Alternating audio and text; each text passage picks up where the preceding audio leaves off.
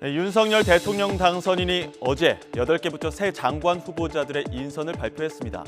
각 분야에서 전문성을 인정받은 전통 관료와 교수 출신들이 대거 포함됐다는 분석도 있는 반면 경상도 출신 60대 남성, 이른바 경육남으로 편향됐다는 비판도 제기됐는데요.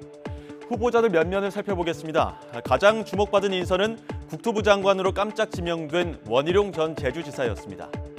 윤 당선인과 당 경선 경쟁자로 시작해 대선 과정에서 선대본부 정책본부장으로 윤 당선인의 공약을 다듬어 왔죠.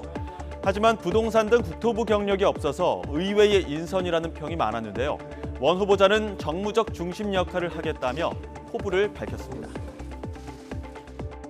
또 한 명 눈에 띄는 인선, 경제사령탑으로 지명된 추경호 의원입니다. 경제부총리 겸 기획재정부 장관 후보자로 호명됐는데요.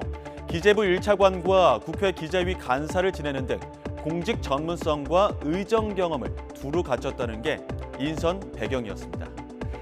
여가부 폐지를 공약했던 만큼 여성가족부 장관을 전격 인선한 것도 의외라는 평가를 받았습니다. 김현숙 전 의원, 박근혜 정부 청와대 고용복지수석을 지냈고 숭실대 경제학과 교수 출신으로 인수위에서 여가부 폐지, 저출산 고령화 관련 정책 등을 담당해 왔는데요. 1차 내각 인선 발표에서는 유일한 여성입니다. 하마평에 오르지 않던 인사들의 깜짝 발탁도 있었습니다.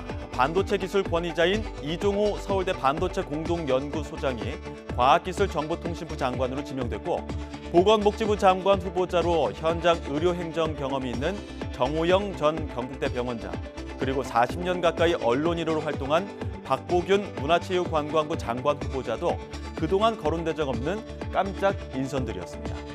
또 국방부 장관에는 이종섭 전 합동참모본부 차장이 발탁됐는데요. 인수위 합류 이후 사드 추가 배치, 유사시 대북 선제 타격 등 윤 당선인의 안보공약 수립에 참여한 것으로 알려졌습니다. 그리고 산업통상부 장관에는 인수위 경제 2분과 간사인 이창양 카이스트 경영공학부 교수가 지명됐습니다. 정치권에서는 이번 1차 내각 인선 어떻게 바라보고 있을까요? 차례로 들어보시죠. 윤핵관을 위한 윤핵관의 나라를 예고하고 있습니다.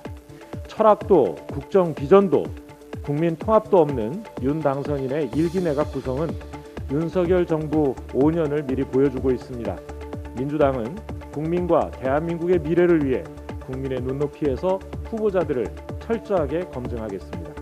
원칙 있는 검증과 책임 있는 견제로 국민의 불안을 덜어드리겠습니다. 무슨 당선인과의 어떤 인간적인 친소 관계는 고려 대상이 아니었다는 점을 분명히 말씀드리겠습니다. 우리 당선인은 전문성, 능력 이걸 가장 중시하고 대한민국의 최고의 에이스로 내각을 꾸리겠다는 그런 의지가 강하기 때문에 아마 지역 안배보다는 능력과 전문성을 더 많이 고려했을 가능성이 있다 이렇게 보고 있습니다.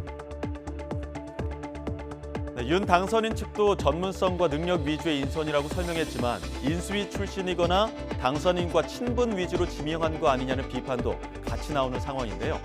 윤 당선인의 1차 내각 인선 발표, 여론은 어떻게 바라보고 있을까요?